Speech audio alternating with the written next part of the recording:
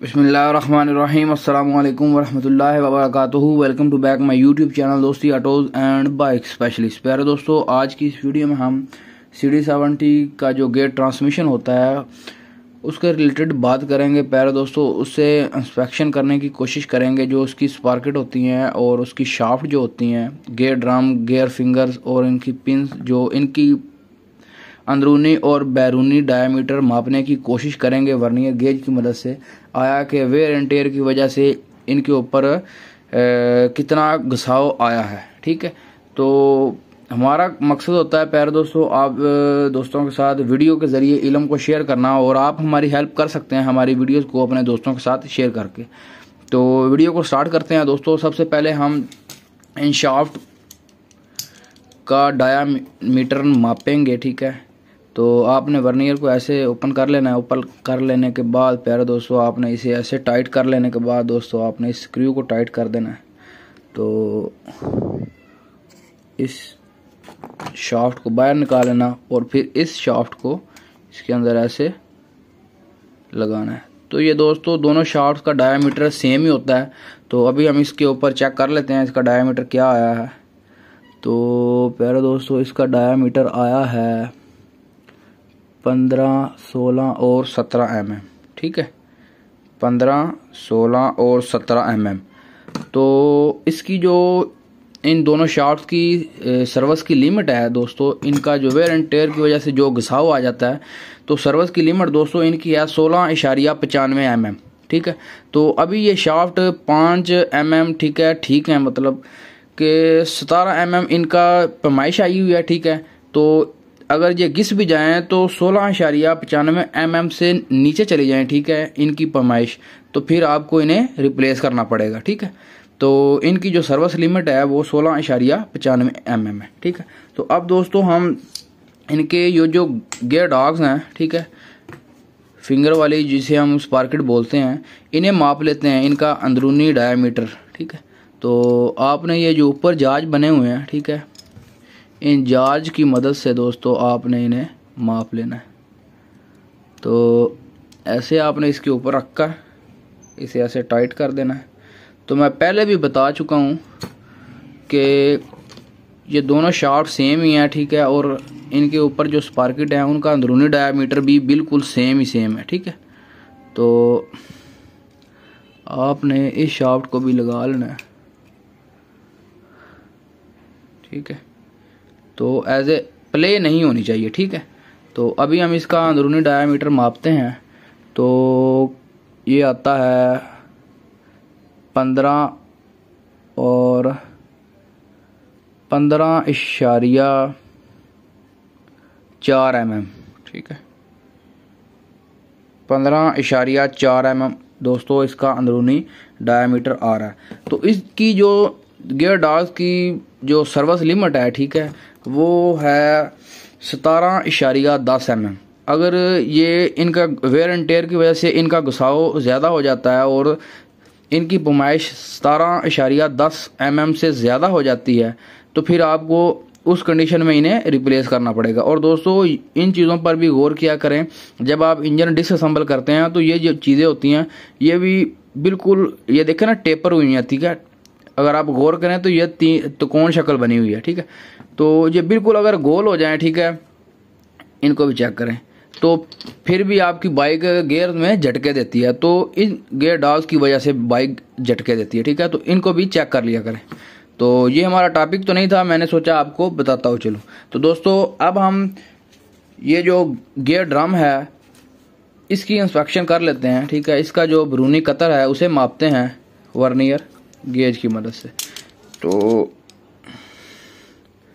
आपने इसे ऐसे पकड़ लेना है और फिर इसे ऐसे टाइट कर देना है।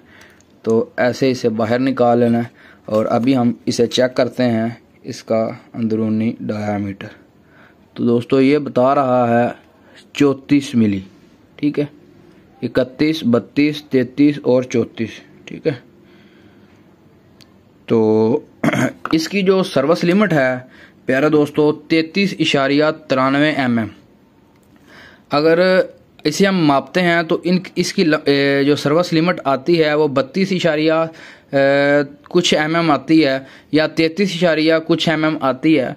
तो फिर आपको उस कंडीशन में इसे रिप्लेस करना पड़ेगा, क्योंकि वेयर एंड टेयर की वजह से इसकी जो तय है, ठीक है, उसमें कमी आ चुकी है और जिसकी वजह से हमारे जो गियर हैं वो डिस्टर्ब होते हैं।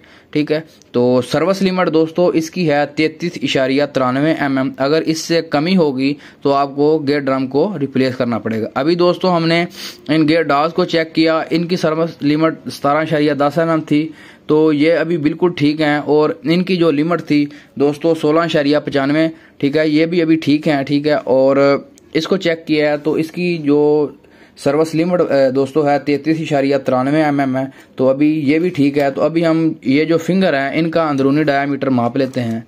तो दोस्तों दोनों फिंगर्स का जो अंदरूनी डायामीटर होता है वो बिल्कुल सेम ही होता है। तो आपने इसे पकड़कर ऐसे ऊपर से टाइट कर देना है। ठीक है, तो टाइट करने के बाद फिर दूसरा फिंगर आपने लगाना है। ठीक है, आगे पीछे प्ले नहीं होनी चाहिए प्यारे दोस्तों। तो अभी हम इसे माप लेते हैं। इसका 30, 31, 32, 33.1 mm नहीं 33.3 mm, ठीक है, इनका अंदरूनी डायामीटर है फिंगर का।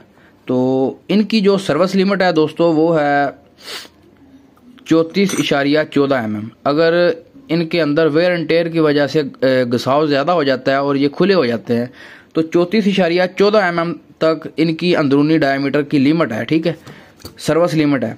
अगर 34.14 mm से इनका घिसाव ज़्यादा हो जाता है, इनका अंदरूनी डायमीटर ज़्यादा हो जाता है, तो उस कंडीशन में आपको इन्हें रिप्लेस करना पड़ेगा। ठीक है, तो अभी ये जो हमारे फिंगर हैं, ठीक है, जिसे हम फोक भी बोलते हैं, ये बिल्कुल करेक्ट है। ठीक है, तो अभी हम इनके ये जो लेफ़्ट और राइट बाजू बने हुए हैं, ठीक है, इनका डायमीटर मापते हैं।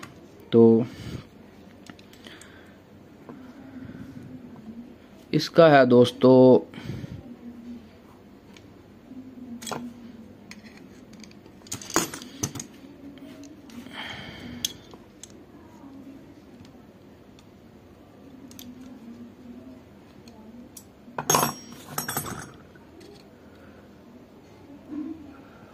5.9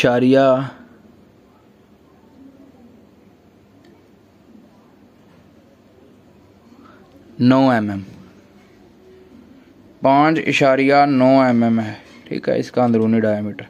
शायद मेरा कैमरा आपको दिखा सके। 5.9 mm।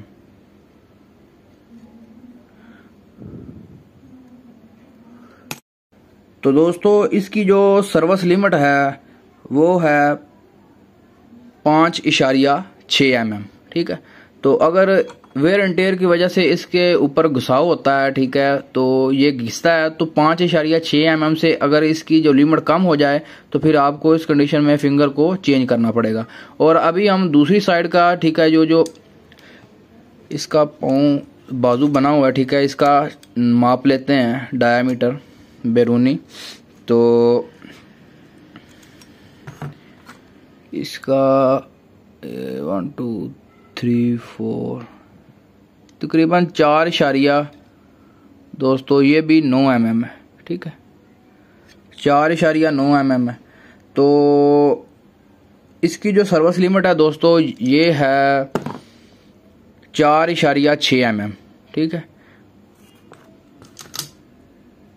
इस साइड की जो ये राइट साइड का जो आपको साइड दिखाई दे रही है, इसकी सर्विस लिमिट जो है, ठीक है, हद है वो है 5.6 mm और इसकी है 4.6 mm। तो ये हमें वर्नियर गेज की मदद से क्या बता रहा है, वर्नियर गेज की मदद से ये भी साइड ठीक है और ये भी साइड ठीक है। तो इसकी जो पैमाइश आई है वो आई है 5.9 mm और इसकी आई है 4.6 mm। तो इसकी जो लिमिट है वो है 5.6 mm और इसकी है 4.6 mm। ठीक है, सर्विस हद। अगर इससे घिसाव कम होगा, ठीक है, घिसाव होने की वजह से इनका जो डायमीटर 4.6 mm से या 5.6 mm से कम आएगा तो आपको इन्हें रिप्लेस करना पड़ेगा। ठीक है, तो उम्मीद करता हूँ दोस्तों आपको जो मैंने इंस्पेक्शन की है, ठीक है, पूरे गियर ट्रांसमिशन की, वो आपको ये वीडियो पसंद आई होगी और समझ भी आई होगी, ठीक है, क्योंकि मैंने पूरी डिटेल के साथ समझाने की कोशिश की है। तो प्यारे दोस्तों, इसके रिलेटेड अगर आपने कोई भी क्वेश्चन पूछना हो तो आप कमेंट सेक्शन में ज़रूर पूछिएगा, ठीक है। तो मिलते हैं किसी नेक्स्ट वीडियो में। दुआ में याद रखिएगा। आपका दोस्त मोहम्मद मोहसिन। अल्लाह हाफिज़।